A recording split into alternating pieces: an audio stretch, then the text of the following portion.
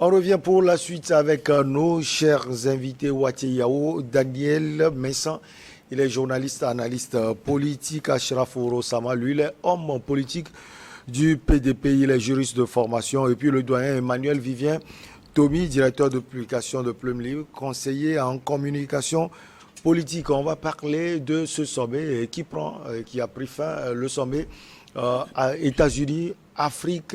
Alors on vous retrouve Achraf Ouro-Sama. Les chefs d'État et de gouvernement sont réunis 3 jours à Washington aux États-Unis d'Amérique, invités par le patron Joe Biden, le président américain. Il s'est agi de la sécurité, des échanges commerciaux, des partenariats tous azimuts.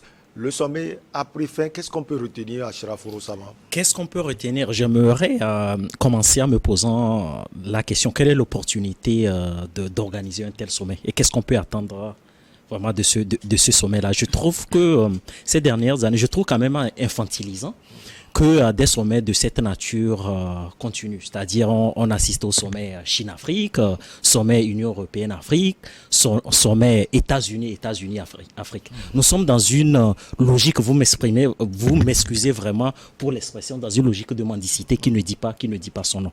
Et je crois qu'il faut s'assumer. C'est très bien qu'il faut diversifier des partenariats, mais on voit des sommets qui s'enchaînent d'ici et là, mais je crois que les retombées tardent toujours à arriver.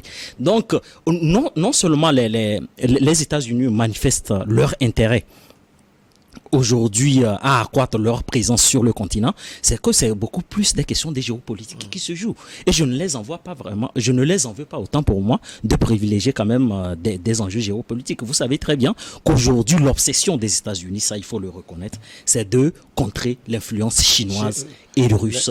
Et économiquement, contrer économiquement la Chine sur le continent et contrer politiquement la Russie sur le continent. Donc les finalités particulières de ce sommet sont très bien connues. C'est-à-dire contrer économiquement la Chine et contrer politiquement les États-Unis.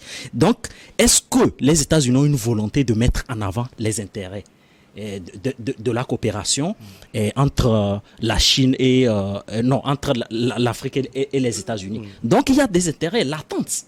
Vous comprenez, il y a des intérêts aujourd'hui qui sont latents, qui ne se font pas voir. Mais comme je l'ai dit, la priorité aujourd'hui des États-Unis, ce n'est pas...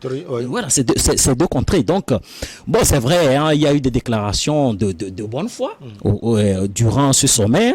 Il y a des coopérations qui sont de nature publique, de 15 milliards, on parle de 55 milliards sur 3 ans qui ont été signés. On parle des investissements dans le secteur privé de 15 milliards.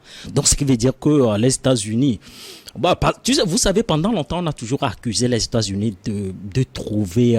d'avoir une vision plus ou moins désintéressée vis-à-vis de l'Afrique. Bon. On l'a vu surtout avec le passage de Donald Trump. Donald Trump, je ne crois pas si c'est à raison ou à tort qu'il ne se... Donc aujourd'hui, Joe Biden a pris la mesure des choses parce que c'est à leur dépens s'ils ne s'affirment pas aujourd'hui.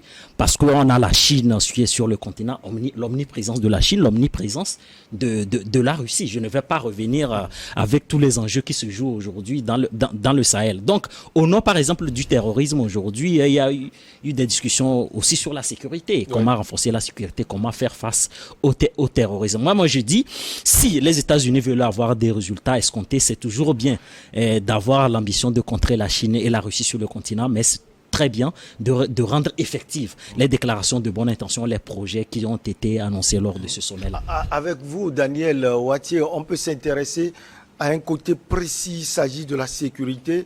Les Africains actuellement ont besoin de cela, surtout l'Afrique de l'Ouest.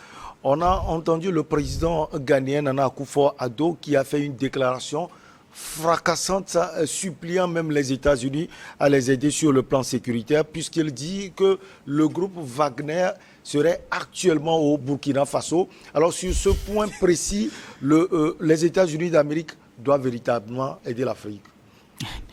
Non, en fait, moi...